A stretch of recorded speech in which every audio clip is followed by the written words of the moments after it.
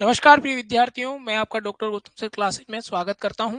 आइए शुरुआत करते हैं हमारे षड दर्शन के सामान्य परिचय के संदर्भ में। हम यहाँ पर पढ़ रहे थे, पिछली कक्षा हमने यहाँ पर पढ़ ली थी, जिसके बारे में हमने षड दर्शन जो थे उनके सामान्य परिचय के बारे में हमने यहाँ पर बात की थी। षड दर्शन के संबंध में हमने यहाँ पर जो आपके षड दर्शन को दो मुख्य भागों में बांटा गया है। एक है आपके भारतीय दर्शन और एक है आपके यहाँ पर कौन सा दर्शन जो है उसको दो भागों में विभाजित किया गया है, भारतीय दर्शन और पाश्चात्य दर्शन के रूप में। और भारतीय दर्शन को भी दो भागों में डिवाइड किया गया है, एक आस्तिक दर्शन के रूप में और एक नास्तिक दर्शन के रूप में। तो आस्तिक दर्शनों की हमने चर्चा कर ली थी। आस्तिक दर्शन को ही षड दर्शन की संज्ञा दी गई है, षड दर्शन के नाम से जाना जाता है, जिसमें सांख्य दर्शन हो गया, योग दर्शन हो गया, वैशेषिक हो गया, उत्तर मीमांसा हो गया, पूर्व मीमांसा हो गया, वेदा उत्तर मीमांसा हो गया, न्याय दर्शन हो गया। ये सारे आपके क्या है, आस्तिक दर्शन है। और चारवाक, जैन और बौद्ध ये आपके नास्तिक दर्शन कहलाते हैं। तो इस प्रकार से हमने यहाँ पर इकाई नंबर जो 2 है उसके अंतर्गत हमने पहली कक्षा में ये सारी सामान्य जो परिचय था उसके बारे में जानकारी प्राप्त की थी। अभी आज की जो कक्षा है उसमें हम यहाँ पर एक एक दर्शन के बारे में जानेंगे और शुरुआत करते हैं। सबसे पहला जो दर्शन है वो है आपके यहाँ पर कौन सा, सांख्य दर्शन। कौन सा दर्शन है पहला नंबर का, वो है आपके यहाँ पर सांख्य दर्शन। कौन सा दर्शन है प्यारे साथियों, सांख्य दर्शन। और सांख्य दर्शन से जो परीक्षा में संबंधित महत्वपूर्ण जो प्रश्न बनेंगे उन सब की यहाँ पर हम क्या करेंगे, चर्चा करेंगे प्यारे साथियों। तो पहला जो दर्शन है आपके आस्तिक दर्शन, इसको यहाँ पर हम किस संज्ञा के नाम से जानते हैं, ये आपके यहाँ पर आस्तिक दर्शन है प्यारे साथियों। कौन सा दर्शन है, आस्तिक दर्शन है। यानी कि ये आपके यहाँ पर क्या है, वेदों की प्रामाणिकता को क्या करता है, स्वीकार करता है। वेदों की जो प्रामाणिकता है उसे क्या करता है, स्वीकार करता है। और जो वेदों की प्रामाणिकता को स्वीकार करता है उसे ही हम आस्तिक दर्शन के अंतर्गत रखते हैं। तो सांख्य दर्शन जो है ये आपके एक आस्तिक दर्शन है। तो इसके बारे में हम यहाँ पर चर्चा करेंगे। उस चर्चा से सबसे पहले हम प्यारे साथियों जो सांख्य शब्द है, कौन सा शब्द, सांख्य शब्द, इस शब्द की व्युत्पत्ति के बारे में चर्चा करेंगे। तो सांख्य शब्द की जो व्युत्पत्ति है वो आपके यहाँ पर, ये सांख्य शब्द कौन कौन सी प्रत्यय से, कौन सी धातुओं से और कौन से यहाँ पर आपके अवयवों से मिलकर बना हुआ है, उस सांख्य शब्द की हम यहाँ पर चर्चा करेंगे। तो सांख्य शब्द जो है इसमें प्यारे साथियों आपके यहाँ पर क्या है, समझ जाओगे वैसे तो, आप लिखने की जरूरत नहीं है, मैं यहाँ पर थोड़ा सा लिख देता हूँ या फिर इस प्रकार से पहले लिख देते हैं।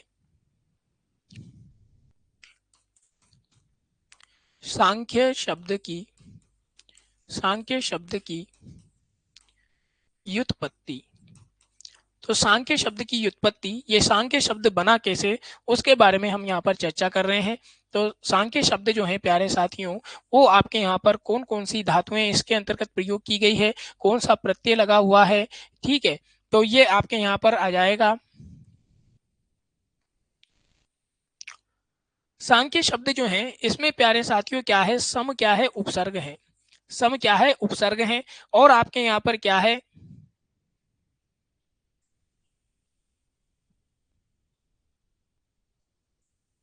ये आपके यहाँ पर ख्याय प्रकथने, ख्याय प्रकथने क्या है, धातु है। कौन सी धातु है, ख्याय प्रकथने। यहाँ पर आपके कौन सी धातु है, धातु का प्रयोग किया गया है, धातु का इसमें प्रयोग हुआ है, प्रकथने। आगे बढ़ते हैं। और क्या है इसमें, इसमें आपके यहाँ पर एक प्रत्यय है जिसका नाम कौन सा है, अंग प्रत्यय है। कौन सा प्रत्यय है, अंग प्रत्यय है। और एक प्रत्यय और लगा हुआ है प्यारे साथियों जिसको हम टाप प्रत्यय के नाम से जानते हैं। कौन से प्रत्यय के नाम से जानते हैं, टाप प्रत्यय के नाम से जानते हैं, जिसमें क्या शेष बचता है, केवल आ शेष बचता है। और अंग क्या है, ये अंग भी यहाँ पर क्या है, एक प्रत्यय है। तो इस प्रकार से हम यहाँ पर लिख सकते हैं कि सम क्या हो गया, सम आपके यहाँ पर क्या है प्यारे साथियों, उपसर्ग है। सम क्या हो गया, उपसर्ग।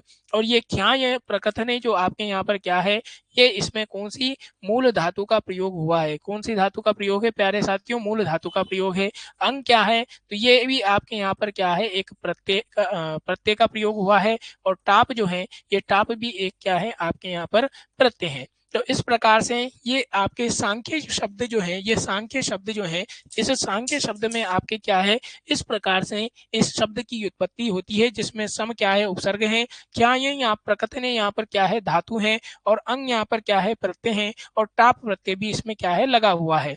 तो आइए इसको और आगे से अच्छे से समझ लेते हैं हम कि अंग क्या है।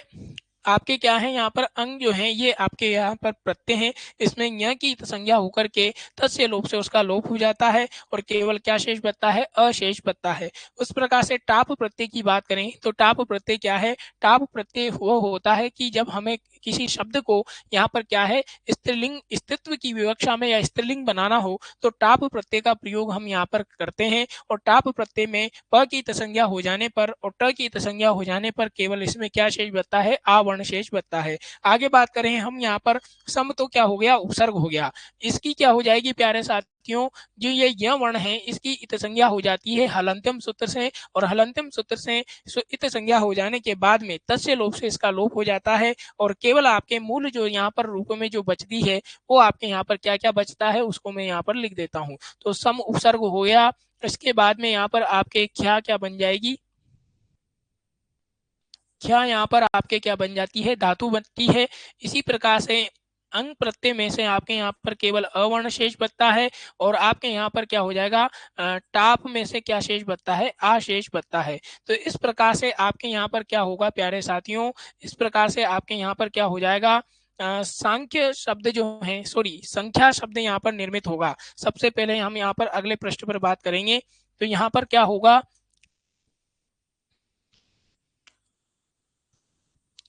संख्या जो शब्द है ये संख्या शब्द आपके क्या होता है, निष्पन्न होता है। सांख्य शब्द अभी नहीं बना है, अभी केवल हमने क्या बनाया है, संख्या शब्द बनाया है। संख्या शब्द निर्मित होता है, संख्या शब्द बनता है, संख्या शब्द बनता है। अब हम यहाँ पर क्या करेंगे प्यारे साथियों कि पुनः पुनः पुनः इस शब्द में पुनः इस शब्द में पुनः इस शब्द में क्या करेंगे, पुनः इस शब्द में एक हम यहाँ पर प्रत्यय लगाएंगे। तो कौन सा प्रत्यय होगा, ये आपके यहाँ पर क्या है, संख्या शब्द है। और संख्या शब्द में हम यहाँ पर क्या करेंगे, अण प्रत्यय का प्रयोग करेंगे। कौन सा प्रत्यय, अण प्रत्यय। इसमें जब हम लगाते हैं, कौन सा प्रत्यय लगाते हैं, अण प्रत्यय लगाते हैं, तो आपके यहाँ पर जो शब्द निर्मित होता है वो क्या बन जाता है प्यारे साथियों। तो ये आपके यहाँ पर क्या हो गया, ये क्या है, स व्यंजन वर्ण है और ये आपके अनुस्वार लग गया है। तो इस प्रकार से जो सम उपसर्ग है उस सम उपसर्ग का अनुस्वार आपके कहाँ पर आ गया, इस जगह पर। और प्लस इसमें पीछे क्या है, ये आपके यहाँ पर क्या है,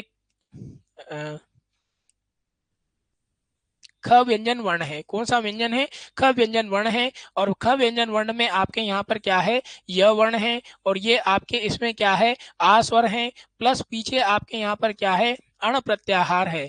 और सॉरी अण आपके यहाँ पर क्या है, अण एक प्रत्यय है। और इस प्रत्यय जो अण प्रत्यय है, इस अण प्रत्यय में ण की क्या होगी, इस ण की क्या हो जाएगी प्यारे साथियों, इत संज्ञा। इस ण की क्या हो जाती है, इत संज्ञा। और इत संज्ञा होकर के इसका हम क्या कर देते हैं, लोप कर देते हैं। क्या करते हैं, लोप कर देते हैं। तो केवल क्या शेष बच जाता है, अवर्ण शेष बचता है। क्या शेष बचता है, अवर्ण शेष बच जाता है। अब कहने का तात्पर्य यह है कि आपके जहां कहीं पर भी हम अण प्रत्यय का प्रयोग करते हैं किसी धातु के साथ में, तो वो फिर क्या करता है कि जो धातु है आपके यहाँ पर क्या है, ये क्या आपके यहाँ पर क्या है, धातु है। तो इस धातु में जो अंतिम स्वर होगा, इस धातु में प्यारे साथियों जो ये अंतिम स्वर है, अंतिम स्वर इस धातु में कौन सा है, अंतिम स्वर आपके यहाँ पर क्या है, दीर्घ आ है। इस दीर्घ आ का क्या हो जाएगा, इस अंतिम स्वर का इस अंतिम स्वर का क्या हो जाता है, लोप हो जाता है। क्या हो जाता है, लोप हो जाता है। इस अंतिम स्वर का लोप हो जाता है। और आपके ये जो सव्यंजन वर्ण है, इस सव्यंजन वर्ण में प्यारे साथियों ये आपके यहाँ पर क्या हो जाएगा, इसको इस प्रकार से हम लिख सकते हैं।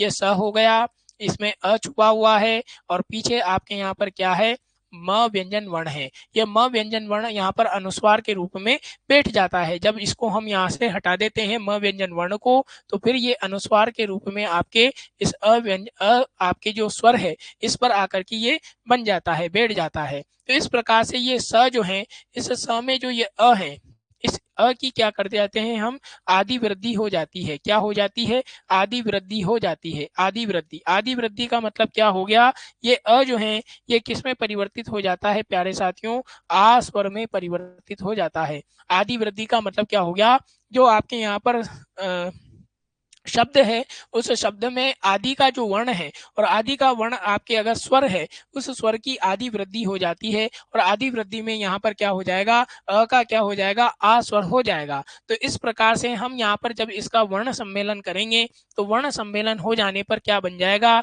ये सव्यंजन वर्ण है। क्या है, सव्यंजन वर्ण है।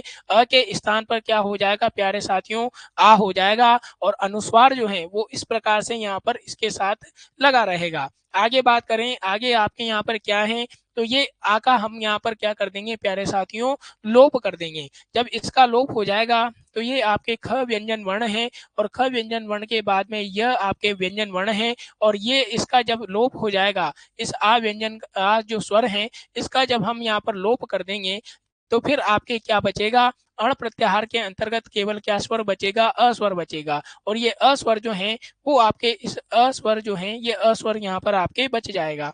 अब हम यहाँ पर क्या करेंगे, इस शब्द में ये अस्वर जो है वह इस ये व्यंजन वर्ण में आकर के मिल जाएगा और ये आ स्वर जो है ये स व्यंजन वर्ण में आकर के मिलेगा। तो आपके यहाँ पर जो शब्द निर्मित होगा वो क्या बन जाएगा प्यारे साथियों, सांख्य। क्या बन जाएगा, सांख्य शब्द निर्मित हो जाएगा। तो इस प्रकार से सांख्य दर्शन जो है, उस सांख्य दर्शन में सांख्य शब्द की जो व्युत्पत्ति है, वो सांख्य शब्द की व्युत्पत्ति इस प्रकार से हुई है। इतनी सारा आपको यहाँ पर समझने की दृष्टि से मैंने आपको यहाँ पर बता दिया है कि आपके सबसे पहले सांख्य जो शब्द की व्युत्पत्ति है, उस सांख्य शब्द की व्युत्पत्ति में सम उपसर्ग है, क्या ये यहाँ प्रकृत ने यहाँ पर मूल धातु है, अंग यहाँ पर प्रत्यय है और टाप इसमें क्या है, प्रत्यय लगा हुआ है और इस प्रक्रिया के माध्यम से जिस शब्द का निर्माण होता है वो आपके यहाँ पर क्या बनता है, संख्या शब्द निर्मित होता है। पुनः इस संख्या शब्द को हम जब हमें सांख्य शब्द बनाना पड़ेगा तो पुनः इस शब्द में हम क्या करेंगे, संख्या प्लस इसमें कौन सा प्रत्यय लगा देंगे, इसमें हम अण प्रत्यय लगाएंगे। जब अण प्रत्यय का प्रयोग करेंगे तो फिर आपके यहाँ पर क्या बन के आएगा, सांख्य शब्द निर्मित हो जाएगा। क्या बनेगा, सांख्य शब्द निर्मित हो जाएगा। तो ये तो हो गई आपके यहाँ पर सांख्य शब्द की व्युत्पत्ति। अब ये सांख्य शब्द जो है इसका अर्थ होता क्या है, इस सांख्य शब्द का शाब्दिक अर्थ होता क्या है, तो उसको हम यहाँ पर लिपिबद्ध कर लेते हैं। सांख्य शब्द के जो शाब्दिक अर्थ है उस शाब्दिक अर्थ को हम यहाँ पर लिख देते हैं। सांख्य, सांख्य शब्द का, सांख्य शब्द का, सांख्य शब्द का, सांख्य शब्द का शाब्दिक अर्थ, सांख्य शब्द का शाब्दिक अर्थ क्या होता है, गणना करना। गणना करना क्या होता है, गणना करना या गणना से जानना, गणना करना या गणना से जानने योग्य, गणना करना या गणना से जानने, जानने योग्य। ये आपके यहाँ पर सांख्य शब्द जो है इसका अर्थ क्या होता है, गणना करना या फिर क्या करना, गणना से जानने योग्य। तो इस प्रकार से आपके संख्या शब्द आया और संख्या शब्द में क्या होगा, 1 2 3 4 5 6 इस प्रकार से ये संख्या होगी। अब संख्या को हमने यहाँ पर सांख्य शब्द बनाया और सांख्य शब्द का मतलब क्या हो गया कि गणना करना या गणना से जानने योग्य। तो आपको यहाँ पर सांख्य दर्शन जो है, इस सांख्य दर्शन में प्यारे साथियों पदार्थों की चर्चा की गई है, तत्वों की चर्चा की गई है और वो तत्व जो होते हैं उसमें इनकी जो संख्या होती है वो प्यारे कितनी होती है, 25 होती हैं। कितने होती है, 25 तत्वों की यहाँ पर इसके अंतर्गत चर्चा की गई है और वो जो 25 तत्व हैं वो आपके यहाँ पर क्या है, संख्या के रूप में विद्यमान है। इसीलिए इसका यहाँ पर नाम क्या हो गया, दर्शन का सांख्य दर्शन हो गया, क्योंकि ये यहाँ पर जो ये 25 तत्व हैं, पदार्थ हैं, इन पदार्थों में और इन तत्वों से यहाँ पर क्या की जा रही है, यहाँ पर दर्शन किया जा रहा है। उससे यहाँ पर आपके जो है बात की जा रही है सांख्य दर्शन की। तो इस प्रकार से ये सांख्य शब्द का आपके यहाँ पर क्या हो गया, अर्थ सॉरी इसका शाब्दिक अर्थ हो गया। अब इसको हम यहाँ पर क्या करेंगे प्यारे साथियों, सांख्य शब्द जो है सांख्य दर्शन, उसका अर्थ क्या होगा, तो सांख्य दर्शन का अर्थ, ये तो सांख्य शब्द का शाब्दिक अर्थ हुआ। अब सांख्य शब्द, सांख्य दर्शन, सांख्य, सांख्य दर्शन का अर्थ, सांख्य दर्शन का, सांख्य दर्शन का अर्थ। तो सांख्य दर्शन का अर्थ क्या होगा? अब हमने यहाँ पर देखा था कि सांख्य शब्द जो है, इस सांख्य शब्द का शाब्दिक अर्थ तो क्या हो गया? गणना करना या गणना से जानने योग्य। अब हम इसमें अगर दर्शन शब्द को और जोड़ देंगे तो सांख्य दर्शन का अर्थ फिर क्या हो जाएगा? तो सांख्य दर्शन का अर्थ हो जाएगा कि आपके प्रकृति, पुरुष, महत आदि जो 25 तत्व हैं, इनका विवेकपूर्ण ज्ञान या इनकी चर्चा या इन पर क्या है, इन पर विचारणा करना, मंथन करना, वही आपके यहाँ पर क्या कहलाता है? सांख्य दर्शन कहलाता है। तो इस प्रकार से हम इसको यहाँ पर लिपिबद्ध कर सकते हैं कि जिस दर्शन में या फिर प्रकृति प्रकृति पुरुष प्रकृति पुरुष महत प्रकृति पुरुष महत आदि 25 तत्वों की आदि 25 तत्वों के आदि 25 तत्वों के यथार्थ आदि 25 तत्वों के यथार्थ व विवेकपूर्ण यथार्थ व विवेकपूर्ण यथार्थ व विवेकपूर्ण ज्ञान ज्ञान या चर्चा ज्ञान या चर्चा या फिर विचारणा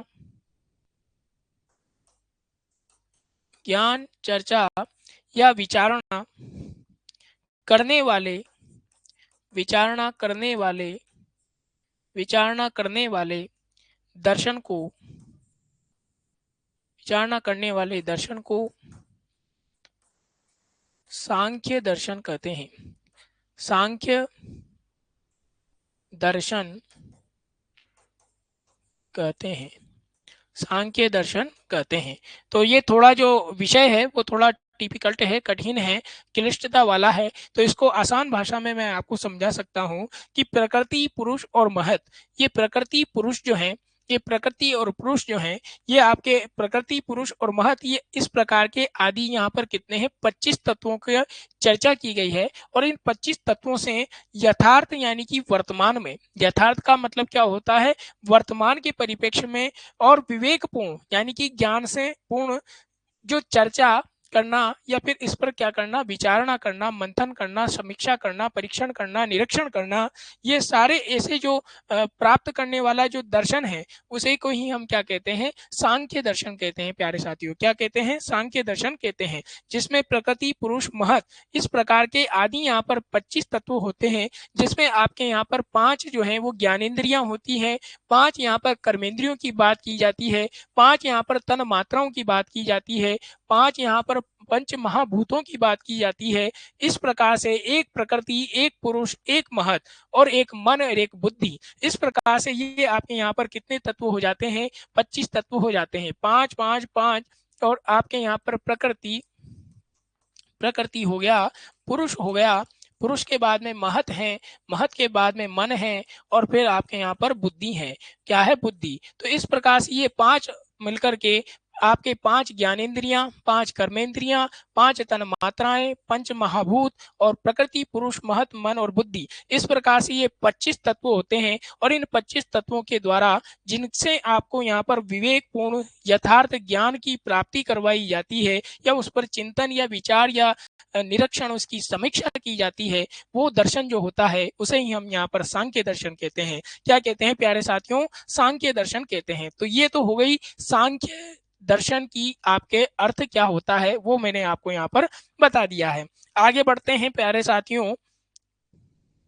परीक्षा में जो महत्वपूर्ण बिंदु बनते हैं उनकी यहाँ पर हम चर्चा करेंगे। तो परीक्षा में आपके महत्वपूर्ण बिंदु क्या बनते हैं उसको हम यहाँ पर देखते हैं। सांख्य दर्शन सबसे प्राचीन दर्शन है। सांख्य दर्शन जो है वो प्यारे साथियों क्या है? सांख्य दर्शन सांख्य दर्शन सांख्य दर्शन सबसे प्राचीन दर्शन है। सांख्य दर्शन सबसे प्राचीन दर्शन है। सबसे पुराना दर्शन कौन सा है प्यारे साथियों? सांख्य दर्शन है, और ये सबसे क्या है? प्राचीन दर्शन की श्रेणी के अंतर्गत रखा गया है। अगला यहाँ पर महत्वपूर्ण फैक्ट क्या है? सांख्य दर्शन के प्रणेता सांख्य दर्शन के सांख्य दर्शन के प्रणेता सांख्य दर्शन के प्रणेता या फिर इन्हें हम यहाँ पर प्रवर्तक भी कह सकते हैं, या फिर इन्हें हम यहाँ पर आचार्य भी कह सकते हैं।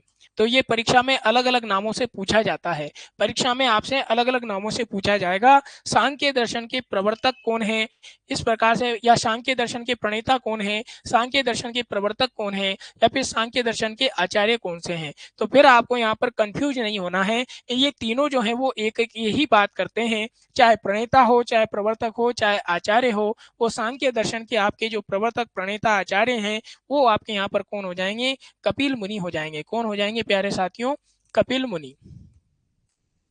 कपिल मुनि। तो इस प्रकार से हम यहाँ पर कह सकते हैं कि सांख्य दर्शन जो है, इस सांख्य दर्शन को जो प्रवर्तक, इसके प्रणेता और आचार्य जो हैं वो आपके यहाँ पर कौन हो जाएंगे, कपिल मुनि हो जाएंगे। तो इस प्रकार से पहला प्रश्न तो यही बन जाता है परीक्षा की दृष्टि से।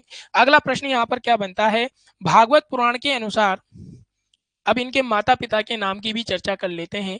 भागवत पुराण के अनुसार, भागवत पुराण, भागवत पुराण के अनुसार, भागवत पुराण के अनुसार इनके पिता का नाम, भागवत पुराण के अनुसार इनके पिता का नाम, भागवत पुराण के अनुसार इनके पिता का नाम क्या है प्यारे साथियों, तो भागवत पुराण के अनुसार इनके पिता का नाम जो है वो क्या है, कर्दम मुनि है। कौन से मुनि है, कर्दम मुनि है। यहीं लिख देता हूं, कर्दम मुनि। ये इनके कौन है, पिता है। माता की भी बात कर लेते हैं। तो इनकी माता का नाम, इनकी माता का नाम, इनकी माता का नाम, तो इनकी माता का नाम क्या है, पिता का नाम तो कौन सा है, कर्दम मुनि है, और माता का नाम है देवहूति। माता का नाम क्या है, देवहूति है। क्या है प्यारे साथियों, माता का नाम क्या है, देवहूति है। आगे बढ़ते हैं। और महत्वपूर्ण फैक्ट क्या है, प्रकृति व पुरुष इन दो तत्वों से,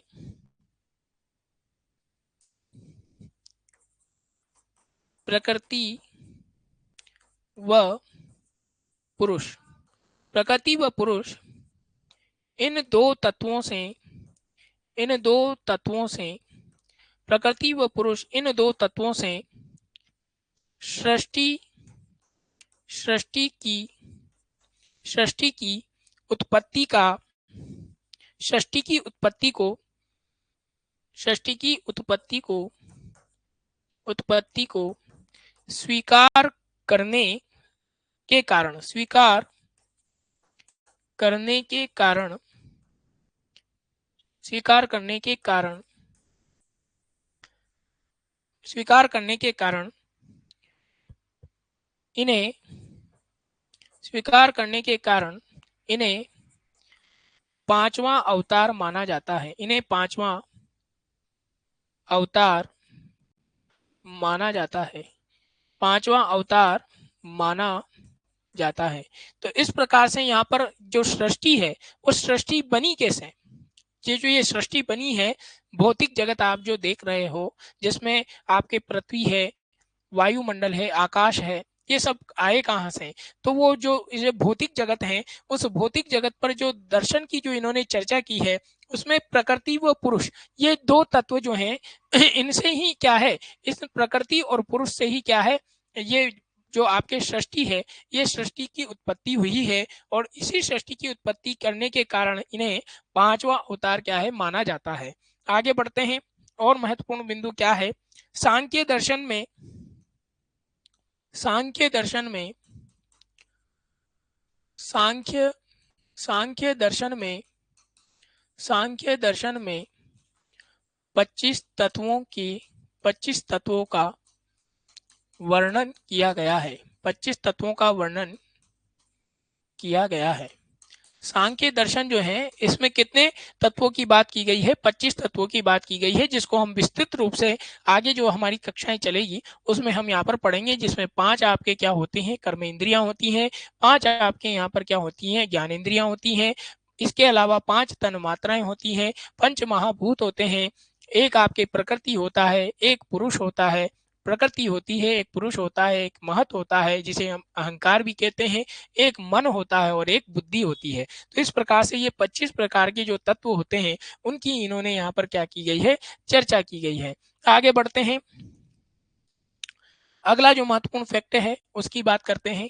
अगला महत्वपूर्ण फैक्ट क्या है प्यारे साथियों, इसमें दो मुख्य तत्व हैं। इसमें इसमें इन 25 तत्वों में दो मुख्य तत्व हैं। दो मुख्य तत्व हैं। इन 25 तत्वों में दो मुख्य तत्व हैं। पहला है आपके कौन सा, प्रकृति, प्रकृति, और दूसरा जो मुख्य तत्व है वो है प्यारे साथियों कौन सा, पुरुष। परीक्षा में जो पूछेगा प्रश्न आपसे वो यही पूछेगा कि आपके जो 25 तत्वों का वर्णन सांख्य दर्शन में बताया गया है, किया गया है, उनमें से 25 तत्वों में से दो मुख्य तत्व कौन से हैं, तो वो आपको यहाँ पर बताना पड़ेगा। एक है प्रकृति और दूसरा है पुरुष। तो इस प्रकार से इन 25 तत्वों में से आपके यहाँ पर क्या है, दो मुख्य तत्व हैं, एक है प्रकृति और दूसरा है पुरुष। सांख्य दर्शन क्या है प्यारे साथियों, सांख्य दर्शन जो है ये द्वैतवादी दर्शन है। कौन सा है, सांख्य दर्शन, सांख्य दर्शन द्वैतवादी दर्शन है, द्वैतवादी दर्शन है। सांख्य दर्शन जो है वो कैसा दर्शन है प्यारे साथियों, द्वैतवादी दर्शन है। यानी कि ये दर्शन जो है ये यहाँ पर क्या है, दो प्रकार से यहाँ पर क्या है, एक होता है जीव आत्मा और एक होता है परमात्मा। तो इस प्रकार से ये दो प्रकार से यहाँ पर चर्चा करता है, द्वैतवादी दर्शन है। कौन सा है, द्वैतवादी दर्शन है। तो इस प्रकार से हम कह सकते हैं कि सांख्य दर्शन जो है वो कौन सा दर्शन है, द्वैतवादी दर्शन है। आगे बात करते हैं, यह प्यारे साथियों कैसा दर्शन है, यह आस्तिक दर्शन है। सांख्य दर्शन जो है ये क्या है, आस्तिक दर्शन है। आस्तिक दर्शन का मतलब क्या होता है कि ये जो है वेदों की प्रामाणिकता को स्वीकार करता है। क्या करता है, वेदों की प्रामाणिकता को स्वीकार करता है। इसीलिए हम यहाँ पर इसे क्या कहते हैं, आस्तिक दर्शन की श्रेणी के अंतर्गत रखते हैं। किंतु यह ईश्वर की सत्ता को स्वीकार नहीं करता है। ये आस्तिक दर्शन तो है, किंतु ये आस्तिक दर्शन है, किंतु यह ईश्वर की सत्ता को, ईश्वर की सत्ता को, ईश्वर की सत्ता को स्वीकार नहीं करता है। ईश्वर की सत्ता को स्वीकार नहीं करता है। ईश्वर की सत्ता को स्वीकार नहीं करता है।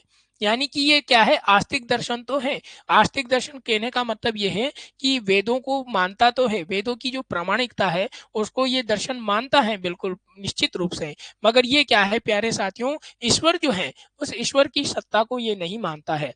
ईश्वर की सत्ता जो है उसको नहीं मानता है। ईश्वर का मतलब वही हो गए कि हमारे ब्रह्मा है, विष्णु है, महेश है, भगवान है, गणेश जी हैं, ये सारे जिनमें हम आस्था रखते हैं, जिस धर्म में हम यहाँ पर सनातन धर्म में जिसमें हम आस्था रखते हैं, उस आस्था को ये दर्शन जो है स्वीकार नहीं करता है। क्या है, ईश्वर की सत्ता को ये क्या है, दर्शन स्वीकार नहीं करता है। इसीलिए इस दर्शन को निरीश्वरवादी दर्शन कहते हैं। क्या कहते हैं, निरीश्वरवादी दर्शन कहते हैं। क्या कहते हैं, इसीलिए इस दर्शन को क्या कहा जाता है, निरीश्वर सांख्य भी कहा जाता है। तो यहाँ पर हम लिख सकते हैं, इसीलिए इसलिए इसलिए इसलिए इस दर्शन को, इसलिए इस दर्शन को निरीश्वर निरीश्वर निरीश्वर सांख्य कहा जाता है। निरीश्वर सांख्य कहा जाता है। तो ये परीक्षा में पूछा जाता है आपसे। परीक्षा में ये प्रश्न भी पूछा जाता है कि बताओ इनमें से निम्न में से कौन सा आस्तिक दर्शन है। फिर वहां पर आपको दे देगा परीक्षा में प्रश्न के रूप में कि सांख्य है, योग है, न्याय है, वैशेषिक है, मीमांसा है, कौन सा यहाँ पर सांख्य दर्शन, कौन सा दर्शन जो है वो आस्तिक की श्रेणी के अंतर्गत रखा गया है। तो सबसे पहले तो क्या हो जाएगा कि आपके सांख्य दर्शन जो है वो आस्तिक दर्शन है। ये स्तर की, ये ईश्वर की क्या है, सत्ता को स्वीकार नहीं करता है। क्या नहीं करता है, ईश्वर की सत्ता को स्वीकार नहीं करता है। इसीलिए इस दर्शन को क्या कहा जाता है, निरीश्वर सांख्य कहा जाता है। क्या कहा जाता है, निरीश्वर सांख्य। तो परीक्षा में पूछा जाएगा कि निरीश्वर सांख्य कौन सा है। तो निरीश्वर सांख्य आपके यहाँ पर सांख्य दर्शन को कहा जाता है। सांख्य दर्शन कैसा दर्शन है? तो सांख्य दर्शन जो है प्यारे साथियों द्वैतवादी दर्शन है। कैसा दर्शन है? द्वैतवादी दर्शन है। यानी कि ये क्या है प्यारे साथियों, ईश्वर जो है उसकी सत्ता को स्वीकार नहीं करता है। तो इस प्रकार से ये कैसा दर्शन हो गया?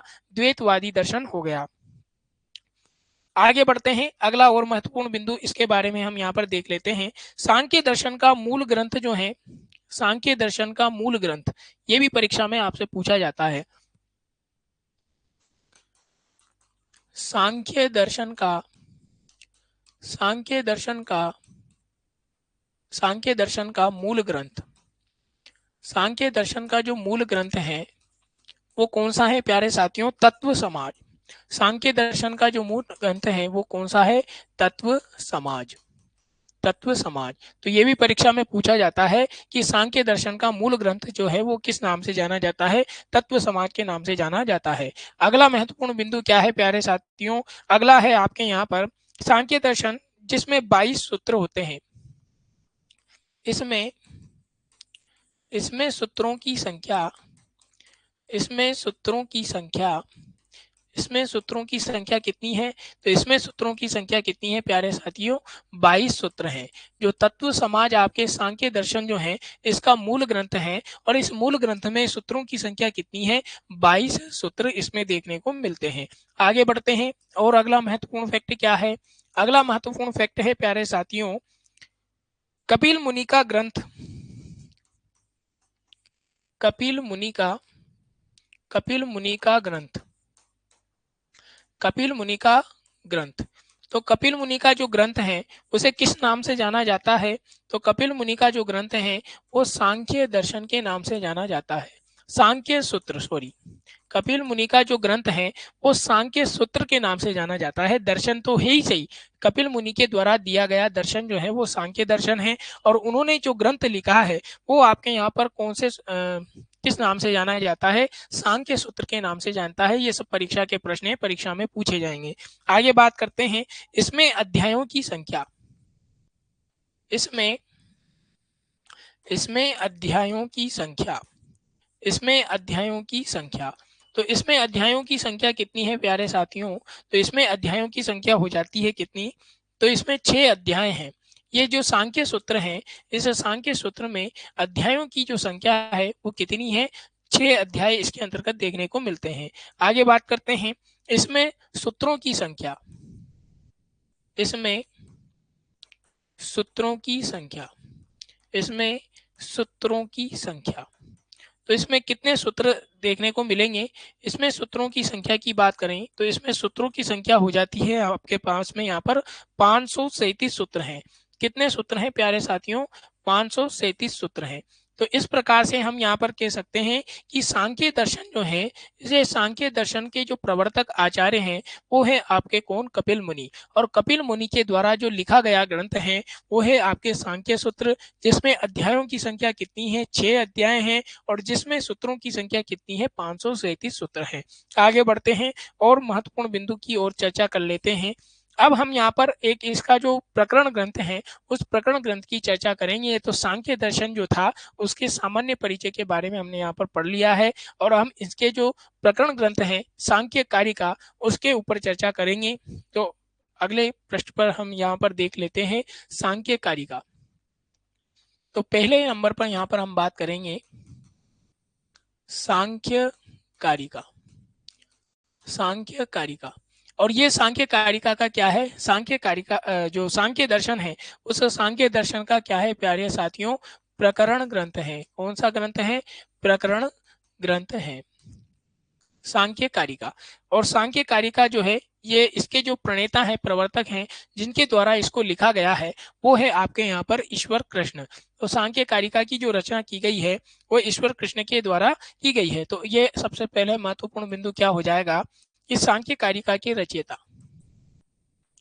सांख्य कारिका सांख्य कारिका के रचयिता सांख्य कारिका के रचयिता कौन है? तो सांख्य कारिका के रचयिता आपके कौन हो जाएंगे? ईश्वर कृष्ण। ईश्वर कृष्ण सांख्य कारिका के रचयिता कौन है? ईश्वर कृष्ण है। ईश्वर कृष्ण के द्वारा एक पहला प्रकरण ग्रंथ लिखा गया जिसका नाम क्या था? सांख्य कारिका। और ये इसके लेखक कौन है? ईश्वर कृष्ण है। आगे बात करते हैं इस सांख्य कारिका में और महत्वपूर्ण बिंदु क्या क्या है, तो उसकी चर्चा कर लेते हैं। सांख्य कारिका का संबंध, सांख्य सांख्य कारिका सांख्य कारिका का संबंध, सांख्य कारिका का संबंध, तो सांख्य कारिका का संबंध किससे है? तो सांख्य कारिका का संबंध जो है वो सांख्य दर्शन से है। किससे है प्यारे साथियों? सांख्य दर्शन से है। ये सब परीक्षा में पूछे जाएंगे आपसे। सांख्य दर्शन से है। सांख्य कारिका किस दर्शन से संबंधित है? योग दर्शन से है, न्याय दर्शन से है, या फिर चारवाक दर्शन से है, जैन दर्शन से है, बौद्ध दर्शन से है? कौन से दर्शन से आपके यहाँ पर संबंध रखती है सांख्य कारिका, जो कि प्रकरण ग्रंथ है? तो फिर आपको बताना पड़ेगा कि सांख्य कारिका का जो संबंध है वो सांख्य कारिका संबंध किससे है? सांख्य दर्शन से है। ये आपके यहाँ पर महत्वपूर्ण प्रश्न हो गया। आगे बात करते हैं, यह सांख्य दर्शन का सबसे प्राचीन और उपलब्ध ग्रंथ है। यह सांख्य दर्शन का सबसे यह सांख्य दर्शन का सबसे प्राचीन व उपलब्ध ग्रंथ है। सांख्य दर्शन का सबसे प्राचीन व क्या है? उपलब्ध ग्रंथ है। कौन सा? सांख्य कारिका। सांख्य कारिका के बारे में हम बात कर रहे हैं। आगे बढ़ते हैं और महत्वपूर्ण बिंदु क्या है, आगे बात करते हैं। ईश्वर कृष्ण की उपाधि, ईश्वर कृष्ण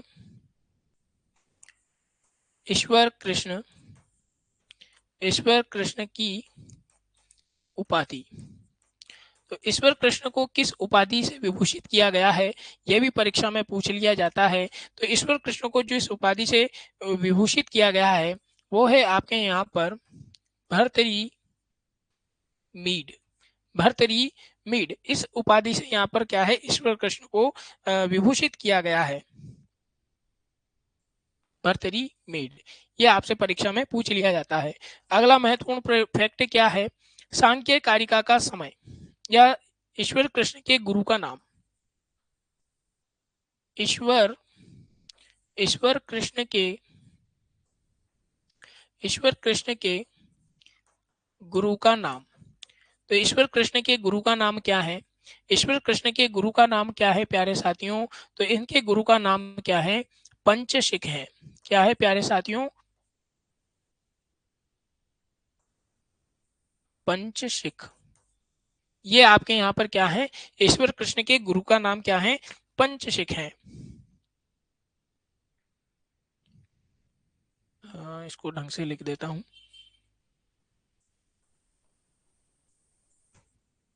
ईश्वर कृष्ण के जो गुरु हैं उनका नाम क्या है? पंचशिख हैं। तो इस प्रकार से ये आपके परीक्षा से संबंधित महत्वपूर्ण प्रश्न जो है आपसे क्या क्या पूछ सकता है। सांख्य दर्शन, मतलब सांख्य दर्शन नहीं, अभी तो बहुत सारे दर्शन हम पढ़ेंगे। तो यहाँ पर सांख्य दर्शन में सांख्य कारिका एक प्रकरण ग्रंथ है और उससे परीक्षा से संबंध में कौन कौन से प्रश्न पूछे जाएंगे तो वो आपके सामने यहाँ पर मैंने प्रस्तुत किए हैं। ईश्वर कृष्ण के जो गुरु हैं उनका नाम क्या है प्यारे साथियों?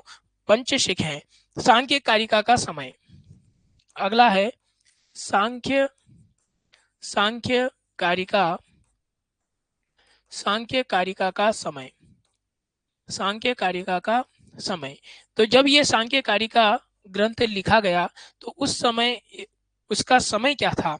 तो ये ईस्वी की तृतीय जो शताब्दी है, आपके तीसरी शताब्दी है, वो उस समय लिखा गया ग्रंथ है। इसीलिए इसको क्या है? प्राचीन ग्रंथ माना जाता है। ईस्वी तृतीय शताब्दी, ईसा की तृतीय शताब्दी, तो इसका समय क्या हो जाएगा? ईसा की जो तृतीय शताब्दी है यानी तीसरी शताब्दी में इस ग्रंथ की रचना की गई थी जिसका नाम था सांख्य कारिका। आगे बात करते हैं और महत्वपूर्ण बिंदु क्या है इससे संबंधित परीक्षा में पूछे जाने वाले। ईसा ईस्वी की तृतीय शताब्दी का मध्य, इस प्रकार से लिख सकते हो, मध्य यानी कि बीच वाले भाग में ये लिखा गया था। आगे बढ़ते हैं और महत्वपूर्ण बिंदु देख लेते हैं। सांख्य कारिका में कारिकाओं की संख्या, ये भी परीक्षा में पूछा जाता है। सांख्य कारिका में कारिकाओं की संख्या, सांख्य कारिका में कारिकाओं की संख्या।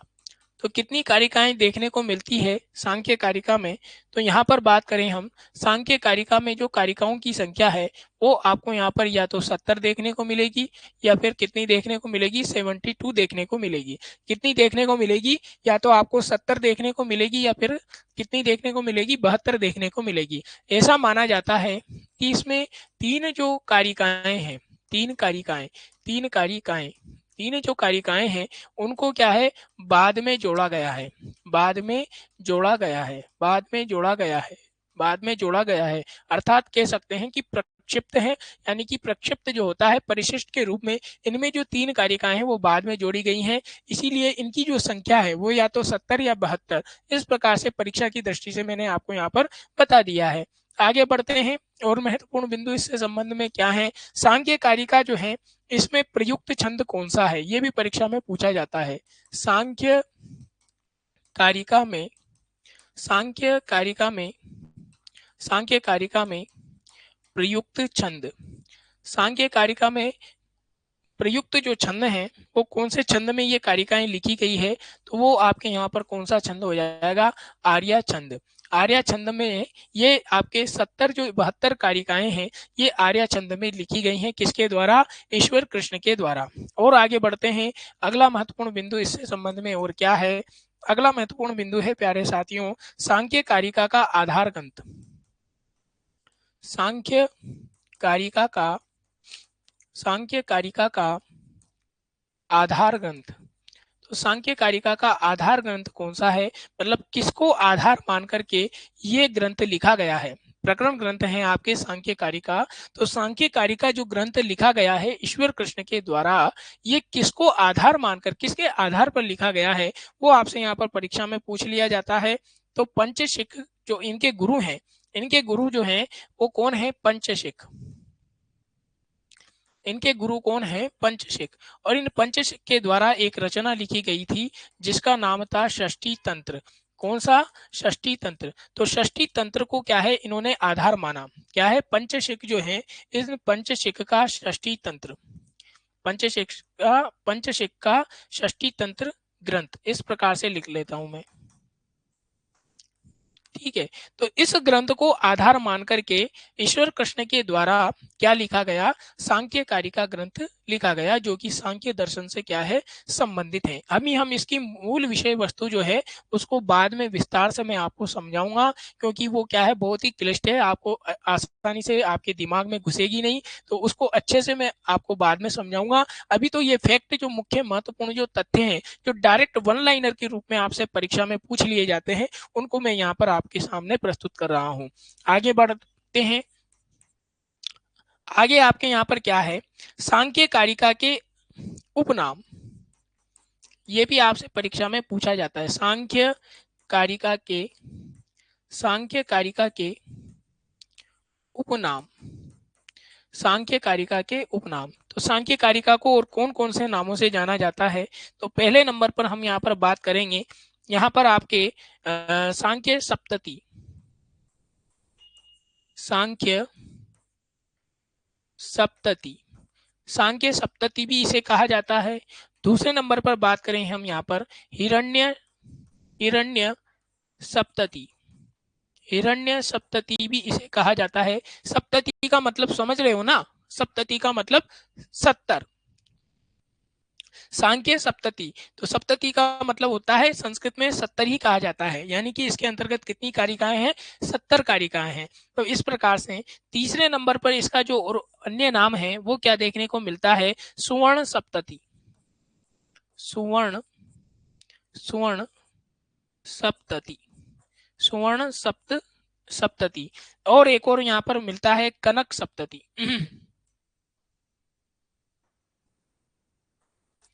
कनक सप्तती, कनक सप्तती। तो इस प्रकार से सांख्य कारिका जो है उसके जो उपनाम हैं वो यहाँ पर सांख्य सप्तती, हिरण्य सप्तती, सुवर्ण सप्तती या कनक सप्तती। तो इस प्रकार से हम इसे कह सकते हैं। सप्तती का मतलब क्या होता है? तो सप्तती को यहाँ पर क्या हो जाएगा? 70 कारिकाओं में इस ग्रंथ की रचना की गई है, इसीलिए इसे यहाँ पर क्या कहा गया है? सप्तती के नाम से इसे कहा गया है। आगे बात करते हैं अगले महत्वपूर्ण फैक्ट की। सांख्य दर्शन का जो मुख्य सिद्धांत है, सांख्य कारिका का जो मुख्य सिद्धांत है उसकी हम यहाँ पर बात कर सकते हैं। सांख्य दर्शन का मुख्य सिद्धांत,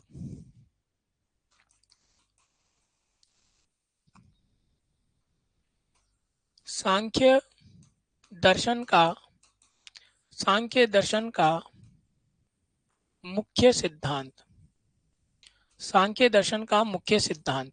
और ये सब आपसे परीक्षा में पूछे जाते हैं, यही आपसे पूछे जाएंगे। ये वर्ग 2 चयन परीक्षा का मैटर है प्यारे साथियों। तो वर्ग 2 चयन परीक्षा जो है उसमें आपको जो परीक्षा में प्रश्न बनते हैं वो इसी प्रकार के प्रश्न बनेंगे। हाई लेवल से जब डीपली प्रश्न बनते हैं तो डीपली तो फिर वो असिस्टेंट प्रोफेसर, यूजीसी नेट इत्यादि में पूछे जाते हैं। आपसे केवल ये सामान्य जो बातें होती है, सामान्य जो मुख्य तथ्य होते हैं उसी को पूछा जाएगा कि सांख्य दर्शन जो है, इस सांख्य दर्शन का मुख्य सिद्धांत क्या है। तो प्यारे साथियों इसका मुख्य सिद्धांत जो है वो क्या हो जाएगा? सत्कार्यवाद।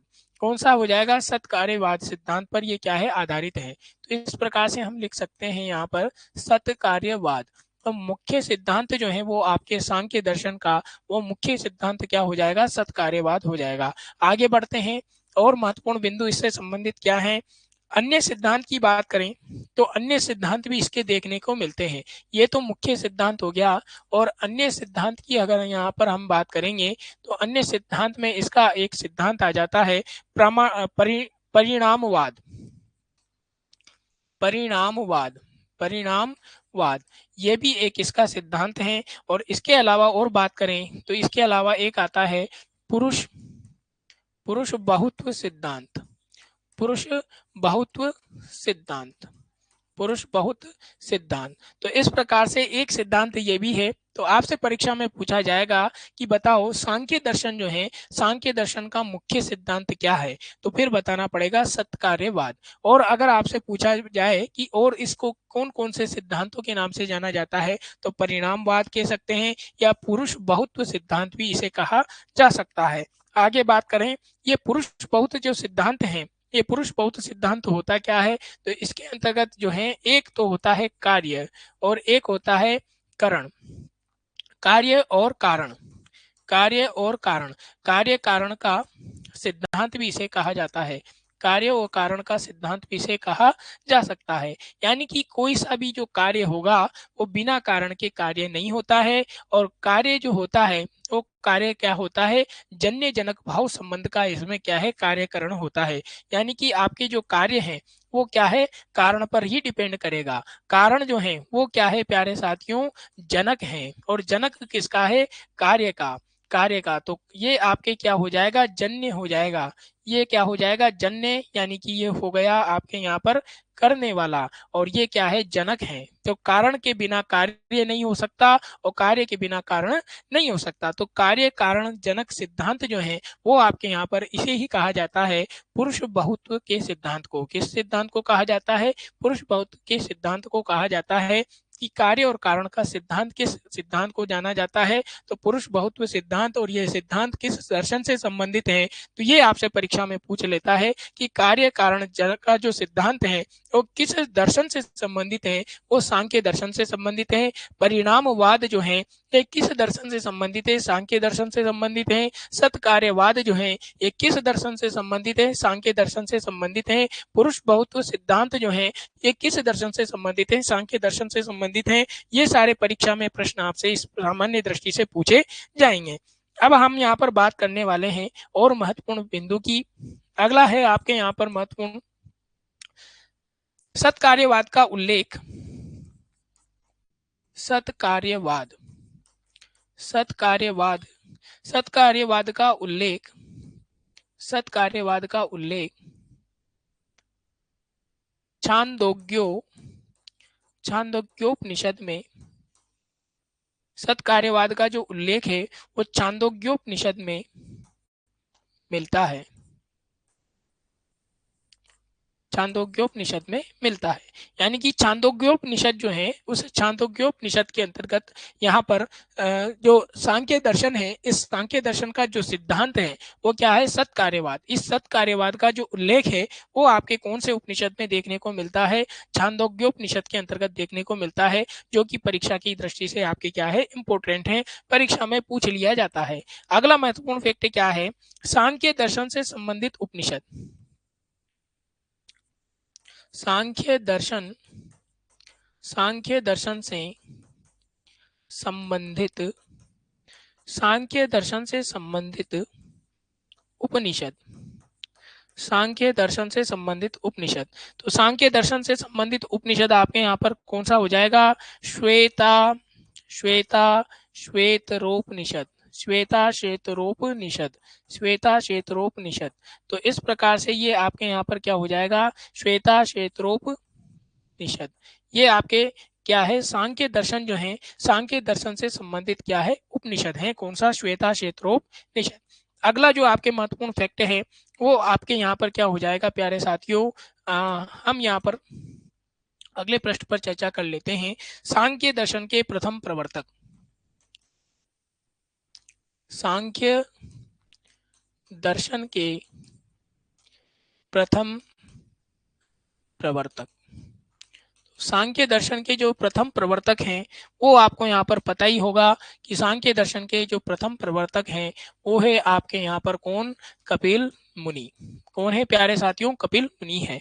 अब ये कपिल मुनि जो हैं ये सांख्य दर्शन के क्या है, प्रवर्तक हैं, प्रणेता हैं, आचार्य हैं। और इनके जो शिष्य हैं, इनके जो शिष्य हैं प्यारे साथियों, वो इनके शिष्य कौन हो जाएंगे, इनके शिष्य हैं यहाँ पर आसुरी। आसुरी इनके क्या है, शिष्य हैं। आसुरी यानी कि इन्होंने जो ये सांख्य दर्शन की जो परंपरा है, इस परंपरा को गुरु शिष्य परंपरा के माध्यम से, इसमें हम यहाँ पर लिख सकते हैं गुरु शिष्य परंपरा, गुरु शिष्य, गुरु शिष्य परंपरा। तो गुरु शिष्य परंपरा से इन्होंने, कपिल मुनि ने जो सांख्य दर्शन लिखा, उस सांख्य दर्शन की जो परंपरा थी, सांख्य दर्शन को जो आगे बढ़ाने का जो कार्य है वो किसके द्वारा किया गया, आसुरी के द्वारा किया गया। और ये तो क्या हो गए प्यारे साथियों, गुरु हो गए। ये आपके यहाँ पर गुरु हैं और ये आपके यहाँ पर क्या है, शिष्य हैं। इसी प्रकार से आगे बात करें तो आसुरी जो है, इन आसुरी के भी एक शिष्य हुए जिनका नाम क्या था, जिनका नाम था पंचशिख। क्या था नाम, पंचशिख।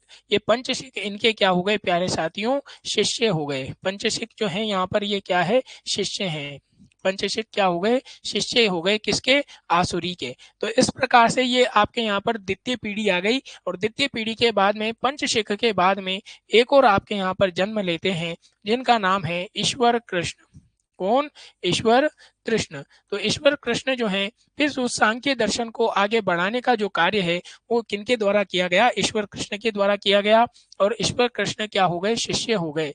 और ईश्वर कृष्ण क्या हो गए, शिष्य हो गए। और ये शिष्य किसके हो गए, पंचशिख के हो गए। आसुरी के शिष्य कौन हुए, आपके पंचशिख हो गए। कपिल मुनि के जो शिष्य थे वो कौन थे, आसुरी थे। उल्टी क्रम करेंगे हम तो यहाँ पर जो ईश्वर कृष्ण के जो गुरु हैं वो कौन हो जाएंगे, पंचशिख हो जाएंगे। पंचशिख के जो गुरु हैं वो कौन हो जाएंगे, आसुरी हो जाएंगे। और आसुरी के जो गुरु हैं वो कौन हो जाएंगे, कपिल मुनि हो जाएंगे। तो इस प्रकार से ये आपके एक तरफ से तो गुरु शिष्य परंपरा जो है, इस प्रकार से सांख्य दर्शन जो है उसको आगे बढ़ाने में इन इन महत्वपूर्ण जो विद्वान हैं, इन लोगों का क्या है, भाग यहाँ पर लिया, गुरु शिष्य परंपरा के कारण।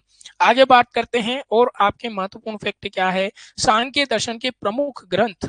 अब हम यहाँ पर बात करेंगे, ये भी परीक्षा में आपसे पूछे जाते हैं। सांख्य दर्शन के, सांख्य दर्शन, सांख्य दर्शन के प्रमुख, प्रमुख ग्रंथ। तो सांख्य दर्शन के प्रमुख ग्रंथ कौन कौन से हैं उनको हम यहाँ पर देख लेंगे प्यारे साथियों, क्योंकि ये भी परीक्षा में आपसे पूछा जाता है कि बताओ सांख्य दर्शन के जो ग्रंथ हैं वो इनमें से कौन कौन से हैं। तो सबसे पहले हम यहाँ पर बात करेंगे, पहला जो ग्रंथ है आपके वो कपिल मुनि के द्वारा लिखा गया है, जिसको हम यहाँ पर एक तरफ तो लिख लेंगे हम यहाँ पर ग्रंथ और प्रवर्तक, या फिर ग्रंथ का, इस प्रकार से लिखते हैं तो अच्छे से समझ में आएगा। एक तरफ तो है आपके यहाँ पर ग्रंथ और उस ग्रंथ की रचना करने वाले कौन हो जाएंगे? ग्रंथकार। ग्रंथकार।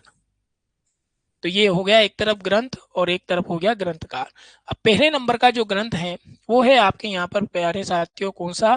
तत्व समाज। तत्व समाज। सांख्य दर्शन पर सॉरी समास हो गया, समाज लिख देता हूं। सांख्य जो दर्शन है उस सांख्य दर्शन पर सबसे पहला जो ग्रंथ लिखा जाने वाला था उसका नाम क्या था प्यारे साथियों? तत्व समाज। और तत्व समाज के जो आपके लिखने जो तत्व समाज के जो ग्रंथकार हैं उनका नाम है कौन? कपिल मुनि। कपिल मुनि। कौन है? कपिल मुनि है। और कपिल मुनि के द्वारा ये लिखा गया। इसके अंतर्गत सूत्रों की बात करें तो इसके अंतर्गत सूत्रों की संख्या कितनी होती है? 22 सूत्र होते हैं। कितने सूत्र होते हैं? 22 सूत्रों में ये लिखा गया आपके क्या है? ग्रंथ है। आगे बात करते हैं, तत्व समाज की बात हो गई। दूसरा जो आपके यहाँ पर ग्रंथ है वो इन्हीं के द्वारा लिखा गया है जिसका नाम क्या है? सांख्य सूत्र। क्या है प्यारे साथियों? सांख्य सूत्र है। सांख्य सूत्र। और सांख्य सूत्र जो है वो भी आपके किसके द्वारा लिखा गया है? कपिल मुनि के द्वारा लिखा गया है। कपिल मुनि। कपिल मुनि के द्वारा लिखा गया है। इसमें अगर हम बात करें तो इसमें प्यारे साथियों अध्यायों की संख्या होती है 6 और इसके अंतर्गत सूत्रों की संख्या की बात करें तो 537 सूत्र इसके अंतर्गत देखने को मिलते हैं। कितने सूत्र हैं प्यारे साथियों? 537 सूत्र हैं और 6 अध्यायों में विभक्त हैं आपके कौन? सांख्य सूत्र। आगे बढ़ते हैं। अगला आपके महत्वपूर्ण जो ग्रंथ है वो है तीसरे नंबर का। और तीसरे नंबर का आता है प्यारे साथियों कौन सा? षष्ठी तंत्र। कौन सा तंत्र? षष्ठी तंत्र। और षष्ठी तंत्र जो लिखा गया है वो यहाँ पर किसके द्वारा लिखा गया है? पंचशिख के द्वारा लिखा गया है। पंचशिख। और पंचशिख जो हैं ये किसके शिष्य थे? तो पंचशिख आसुरी के शिष्य थे। और पंचशिख के शिष्य कौन थे? ईश्वर कृष्ण थे। और इस प्रकार से पंचशिख जो हैं वो यहाँ पर कपिल मुनि के क्या हो जाएंगे? मतलब आसुरी इनके क्या थे? गुरु थे। तो इस प्रकार से षष्ठी तंत्र किसके द्वारा लिखा गया है? पंचशिख के द्वारा लिखा गया है। आगे बढ़ते हैं और महत्वपूर्ण ग्रंथ कौन सा है? चौथा ग्रंथ है प्यारे साथियों। इस परंपरा को आगे बढ़ाने का जो कार्य है वो फिर यहाँ पर कौन आ जाते हैं? सांख्य। सांख्य कारिका। सांख्य कारिका। और सांख्य कारिका जो है वो सांख्य कारिका किनके द्वारा लिखी गई है? ईश्वर कृष्ण के द्वारा लिखी गई है। ईश्वर। ईश्वर कृष्ण। ईश्वर कृष्ण। ईश्वर कृष्ण के द्वारा लिखी गई है सांख्य कारिका जो आपके यहाँ पर पंचशिख के क्या है? शिष्य हैं। पंचशिख के यहाँ पर क्या है? ये शिष्य हैं। सांख्य कारिका में कितनी कारिकाएं हैं? तो 70 कारिकाएं हैं प्यारे साथियों। कितनी कारिकाएं हैं? 70 तो क्या है? कारिकाएं हैं। और ये कौन से छंद में प्रयुक्त हुई हैं? तो ये आर्या छंद में है। कौन से छंद में है? आर्या छंद में इनका प्रयोग किया गया है। आगे बढ़ते हैं। अगला जो आपके यहाँ पर ग्रंथ है उसका नाम है सांख्य तत्व कौमुदी। सांख्य तत्व। सांख्य तत्व कौमुदी। परीक्षा में यही प्रश्न पूछे जाएंगे आपसे। सांख्य तत्व कौमुदी। सांख्य तत्व कौमुदी। और सांख्य तत्व कौमुदी के जो रचना ग्रंथकार हैं वो हैं आपके यहाँ पर वाचस्पति मिश्र। कौन है प्यारे साथियों? वाचस्पति मिश्र। और ये परीक्षा में कई बार पूछा गया है। वाचस्पति मिश्र। कौन से मिश्र? वाचस्पति मिश्र हैं। कौन से मिश्र हैं प्यारे साथियों? वाचस्पति मिश्र। और वाचस्पति मिश्र के द्वारा ये ग्रंथ लिखा गया सांख्य तत्व कौमुदी। तो इस प्रकार से ये आपके यहाँ पर मुख्य ग्रंथ हो गए। एक दो ग्रंथ और बचे हैं उनको भी हम यहाँ पर देख लेते हैं। तो 5 हो गए। छठा जो ग्रंथ लिखा गया है सांख्य दर्शन के ऊपर वो था आपके यहाँ पर सांख्य प्रवचन भाष्य। सांख्य। सांख्य प्रवचन। सांख्य प्रवचन भाष्य। सांख्य प्रवचन भाष्य। और सांख्य प्रवचन भाष्य जो लिखा गया है वो लिखा गया है प्रिय साथियों विज्ञान भिक्षु के द्वारा। विज्ञान भिक्षु। किसके द्वारा लिखा गया है? विज्ञान भिक्षु के द्वारा लिखा गया सांख्य दर्शन पर लिखा गया क्या है? ग्रंथ है। अगला ग्रंथ जो लिखा गया है 7वें नंबर का वो है योग वार्तिक। योग वार्तिक। और ये जो योग वार्तिक है ये योग वार्तिक भी आपके किसके द्वारा लिखा गया है? विज्ञान भिक्षु के द्वारा ही लिखा गया है। विज्ञान भिक्षु के द्वारा ही लिखा गया है। एक ग्रंथ इनके द्वारा और लिखा गया है जिसका नाम है प्यारे साथियों कौन सा? विज्ञान मृत भाष्य। विज्ञान। विज्ञानामृत भाष्य। विज्ञान अमृत भाष्य, विज्ञान अमृत भाष्य। और विज्ञान अमृत जो भाष्य है वो भी आपके यहाँ पर विज्ञान चक्षु के द्वारा लिखा गया है, विज्ञान भिक्षु के द्वारा, विज्ञान भिक्षु के द्वारा लिखा गया है। तो ये सारे जो ग्रंथ हैं ये सांख्य दर्शन पर लिखे गए ग्रंथ हैं, और सांख्य दर्शन पर आधारित इन ग्रंथों की अगर हम चर्चा करें तो आपके यहाँ पर क्या हो जाएगा, इसको एक बार रिवाइज कर देता हूँ, नहीं तो ज्यादा हो जाएगा, आपके दिमाग पर लोड आ जाएगा और फिर कल से आप कक्षा में आना बंद कर दोगे। तो इसलिए मैं अब ज्यादा आपके दिमाग में भरूंगा नहीं इसको। इकाई नंबर 2 जो है षड दर्शन का सामान्य परिचय, और उस षड दर्शन के सामान्य परिचय के संदर्भ में आज की ये दूसरी कक्षा है जिसमें हम यहाँ पर क्या पढ़ने वाले हैं, सांख्य दर्शन को पढ़ेंगे। और सांख्य दर्शन में हमने यहाँ पर देखा कि सांख्य दर्शन जो है ये कैसा दर्शन है प्यारे साथियों, आस्तिक दर्शन है। और आस्तिक दर्शन क्यों है, क्योंकि ये वेदों की सत्ता को क्या करता है, स्वीकार करता है, वेदों की जो प्रामाणिकता है, वेदों की जो प्रामाणिकता है उसको स्वीकार करता है, इसीलिए ये क्या है, आस्तिक दर्शन है। सांख्य शब्द की उत्पत्ति की बात करें तो सांख्य शब्द की उत्पत्ति सम उपसर्ग है, ख्याय प्रकथने यहाँ पर क्या है, धातु है, अंग यहाँ पर क्या है, प्रत्यय है, और टाप भी इसमें क्या है, प्रत्यय लगा हुआ है।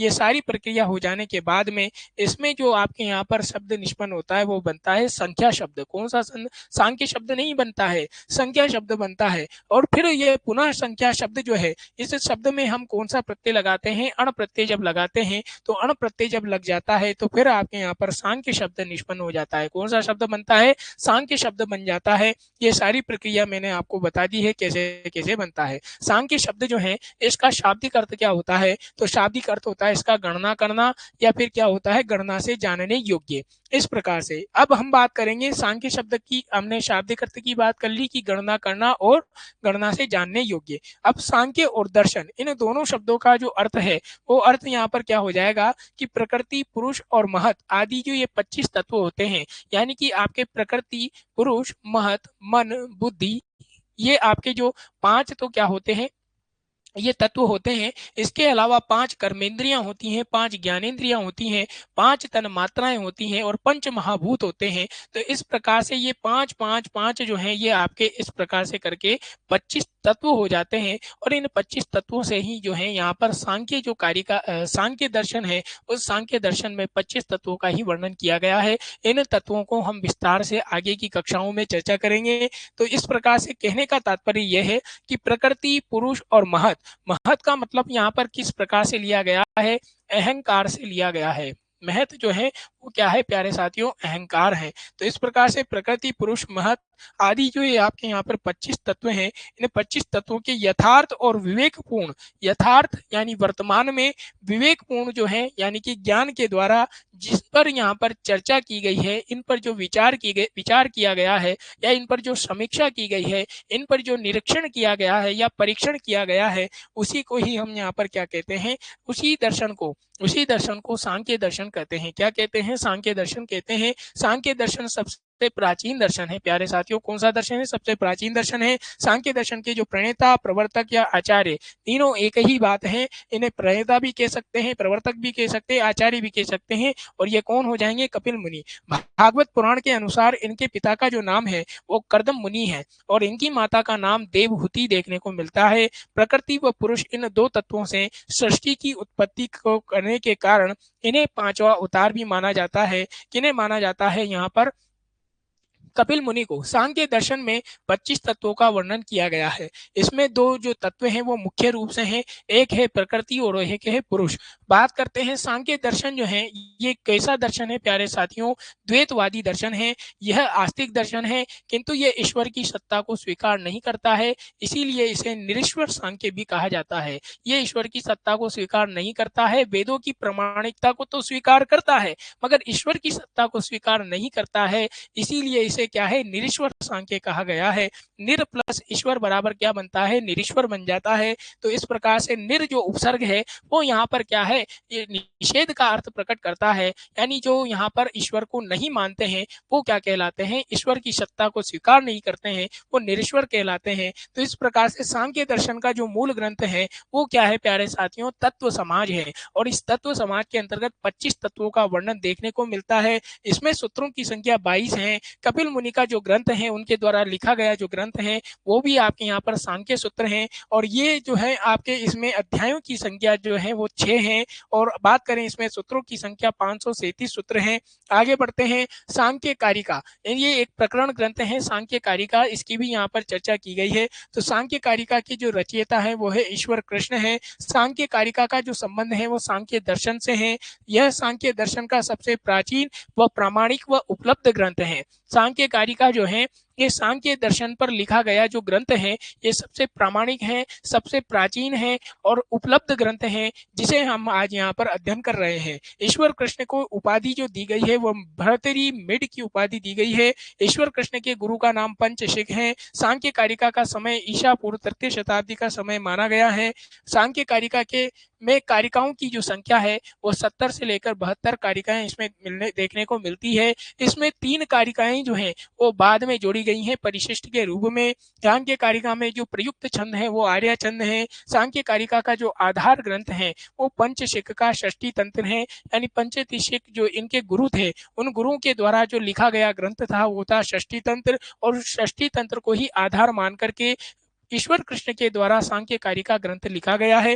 पंच सांख्य कारिका के जो उपनाम है इनके और अन्य उपनामों से जाना जाता है। सांख्य सप्तति, हिरण्य सप्तति, सुवर्ण सप्तति, कनक सप्तति, ये सारे इनके क्या है उपनाम है। आगे बात करें सांख्य दर्शन का मुख्य सिद्धांत जो है, सांख्य दर्शन का जो मुख्य सिद्धांत है वो सत्कार्यवाद है प्यारे साथियों। इसके अन्य सिद्धांत भी देखने को मिलते हैं जिन्हें परिणामवाद के नाम से जाना जाता है। एक सिद्धांत यहाँ इनका देखने को मिलता है पुरुष बहुत्व सिद्धांत।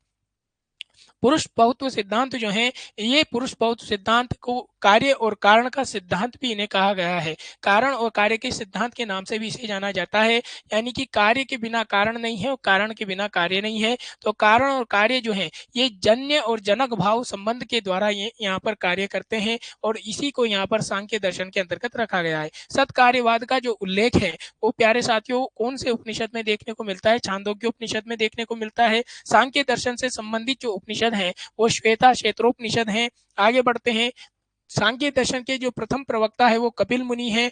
गुरु शिष्य परंपरा के आधार पर इस सांख्य दर्शन को आगे बढ़ाने का जो कार्य है, यानी कि इस पर जो आगे चर्चा विस्तृत रूप से की है वो यहाँ पर कपिल मुनि, और कपिल मुनि के बाद में फिर उनके शिष्य आए आसुरी। आसुरी के द्वारा कोई सा भी ग्रंथ नहीं लिखा गया है। इसी गुरु शिष्य परंपरा के माध्यम से आसुरी के जो शिष्य थे वो थे पंचशिख, और पंचशिख के जो शिष्य थे वो थे ईश्वर कृष्ण। तो ईश्वर कृष्ण जो है वो आपके ईश्वर कृष्ण के जो गुरु हैं वो पंचशिख हैं, पंचशिख के जो गुरु हैं वो आसुरी हैं, आसुरी के जो गुरु हैं वो कपिल मुनि हैं। तो इस प्रकार से आपको यहाँ पर कहने का तात्पर्य यह है कि यतोत्तरम मुनिनाम प्रामाण्यम। तो जिस प्रकार से पाणिनि, कात्यायन और पतंजलि इन तीनों में से सर्वाधिक मत जिसका बाद वाले जो मुनि होते हैं उन्हीं का मत सर्वाधिक प्रामाणिक माना जाता है, उसी प्रकार से कपिल मुनि से लेकर के ईश्वर कृष्ण के द्वारा जो लिखा गया ग्रंथ है जो वर्तमान में प्रामाणिक रूप से उपलब्ध है, जिसे हम सांख्य कारिका के नाम से जानते हैं, वो आपके यहाँ पर प्रथम और प्राचीन उपलब्ध ग्रंथ हैं। इसीलिए यहाँ पर ईश्वर कृष्ण जो है